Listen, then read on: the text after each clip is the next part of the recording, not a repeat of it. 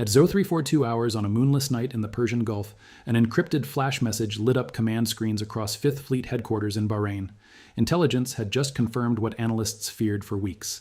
Iranian forces were positioning anti-8 ship missile batteries along the Strait of Hormuz, not the old Chinese knockoffs they'd been using for years. Brand new Russian-made Bastion systems, each launcher capable of hurling supersonic P-800 Onyx missiles 300 km across open water, fast enough to give even American destroyers a serious problem. Within 90 minutes, the order went out. Deploy the warships, not for a show of force, not for routine patrol. This was different. This was a strike package. The response didn't come from some distant naval base thousands of miles away. It came from ships already in theater, already watching, already waiting for this exact moment. Because here's what most people don't understand about American naval power in the Middle East. The hammer is already raised. It's just a question of when someone gives you a reason to swing it. Let's talk about what happened next, because Iran absolutely did not see this coming. The USS Abraham Lincoln Carrier Strike Group had been operating in the Arabian Sea for 6 weeks. Routine stuff, flight operations, training exercises, freedom of navigation patrols, the kind of missions carriers run when you want everyone to know you're there, but you're not necessarily pointing at anyone specifically. That changed the moment that intelligence brief landed. The Abraham Lincoln turned northeast at 25 knots. With her came 2 Arleigh Burke-class destroyers, the USS Grally and the USS Mason, both loaded with Tomahawk cruise missiles. We're talking 90 missiles per ship. Each Tomahawk carries a 1,000 LB warhead. Each one can hit a target the size of a shipping container from 1,000 diameters away. And each one costs about $2 million, which matters because when the U.S. Navy starts spending that kind of money, they're not bluffing. But here's where it gets interesting. The carrier group wasn't alone. From the north, the USS Baton Amphibious Ready Group altered course toward the Gulf of Oman. 3 ships. The Baton herself, a massive amphibious assault ship that looks like a small aircraft carrier. The USS Mesa Verde, an amphibious transport dock, and the USS Carter Hall, a dock landing ship.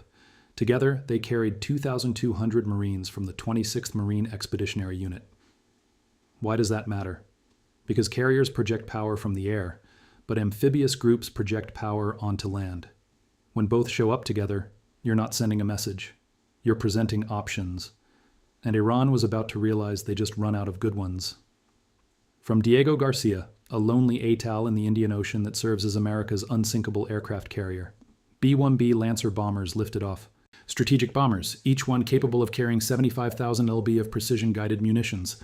The flight plan had them refueling over the Arabian Sea and establishing holding patterns just outside Iranian radar range.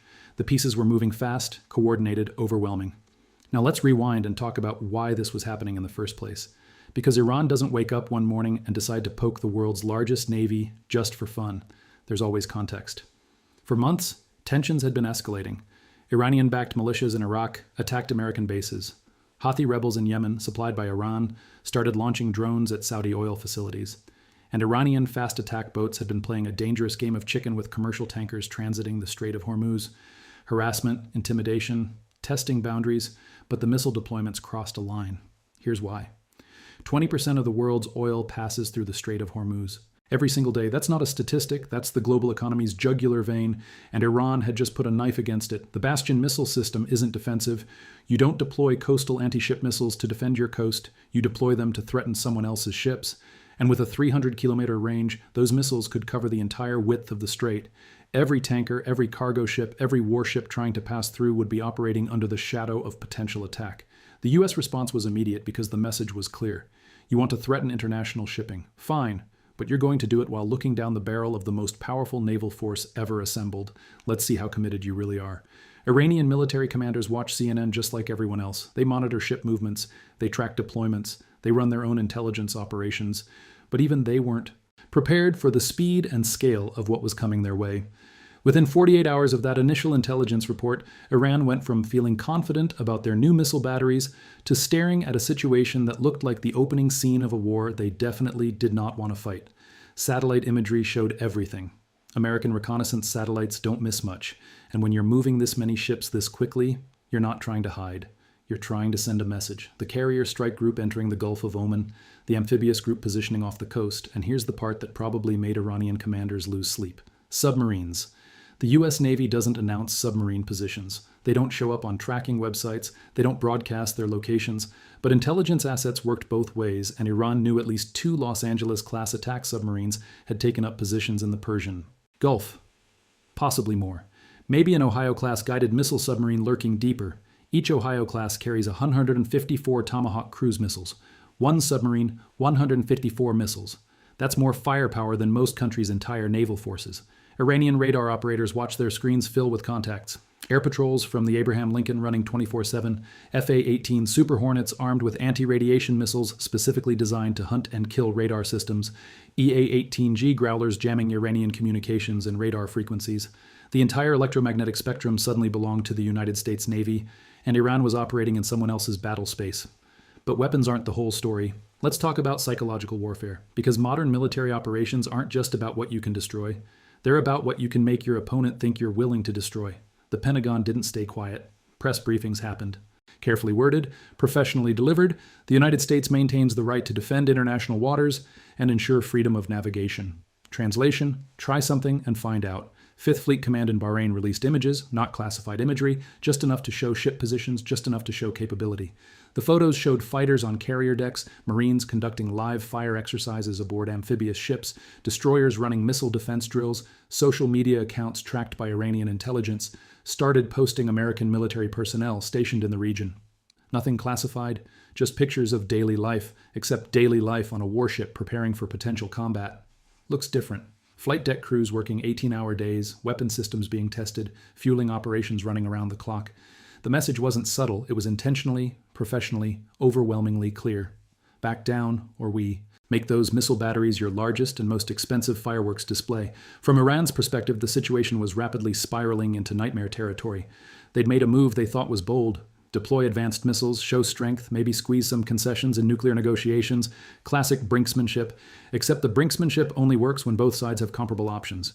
Iran brought missiles that threaten ships. America brought ships that threaten everything. Land targets, missile sites, command and control facilities, power grids, refineries. The entire Iranian military infrastructure was suddenly on the menu, and everyone knew it. Iranian commanders had to run the math, launch those missiles at American warships. Best case scenario, maybe one gets through missile defenses and damages a destroyer. Then what? You've just guaranteed the comprehensive destruction of Iran's military capabilities within 72 hours. Congratulations. You traded your entire Navy, Air Force, and missile arsenal for one damaged ship that will be repaired in 6 months. Worst case, you launch.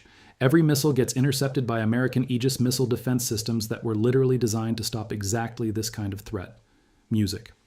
And now you've committed an act of war for zero effect. The counterstrikes would be immediate, devastating, final, or option 3, back down quietly, remove the missile batteries, return to the regular programming of low-level harassment and proxy warfare, music, lose face domestically, take the embarrassment, but survive to play another round. From a strategic perspective, there was never really a choice. It took 6 days of watching American warships maintain their positions, 6 days of electronic warfare aircraft mapping every radar installation, 6 days of submarines sitting in launch positions, 6 days of Marines conducting readiness drills, 6 days of B-1 bombers loitering just over the horizon. Then quietly, the missile batteries started moving, not forward, backward away from the coast, back towards storage facilities deeper inside Iran. Iranian state media called it a successful completion of defensive exercises. International observers called it what it was, a complete and total stand-down in the face of overwhelming force. The U.S. Navy didn't declare victory. There was no press conference, no triumphant announcements. The carrier strike group simply resumed normal operations. Flight schedules returned to routine patterns. The amphibious group continued with previously scheduled port visits. The bombers flew home to Diego Garcia, but the submarines stayed. They always stay. Somewhere out there in the dark water, American attack submarines continued their silent patrols, listening, watching, waiting, because deterrence doesn't clock out at 5 p.m. Here's what makes this situation so significant. Iran tested a boundary and found it reinforced with steel, precision-guided munitions, and overwhelming naval superiority. They learned what everyone eventually learns when they challenge American naval power in the 21st century. You're not fighting ships. You're fighting a worked system of sensors, weapons, intelligence, and logistics that spans the entire planet. That carrier strike group that showed up, it was already there. The Marines already embarked. The bombers already deployed. The submarines always present. This wasn't scrambling forces to meet a crisis. This was simply pointing existing capability at a new problem and asking, are you sure you want to do this? Iran wasn't sure. They made the smart play. They backed down. And frankly, that's the best possible outcome because the alternative involves Tomahawk missiles turning expensive Russian missile systems into very expensive scrap metal. And nobody actually wants that. Not Iran, not America, not the global economy that depends on those shipping lanes staying open. This deployment shows something crucial about how American naval power works in 2025. It's not about sailing up when there's a problem. It's about already being there before problems develop. Fifth Fleet maintains constant presence in the Middle East. Carrier groups rotate through on scheduled deployments. Submarine patrols continue year-round. When something happens, it's not a matter of sending ships. It's a matter of reassigning ships already in position. That's what makes it so effective. There's no warning time, no mobilization period where adversaries can prepare. The hammer is already raised always, and every potential adversary knows it. For Iran, this was a harsh reminder that regional power and global power operate on entirely different scales. You can be the biggest player in your neighborhood, but when the neighborhood includes American carrier strike groups, you're playing someone else's game by someone else's rules. The Strait of Hormuz stayed open. Ships continued transiting. Oil kept flowing.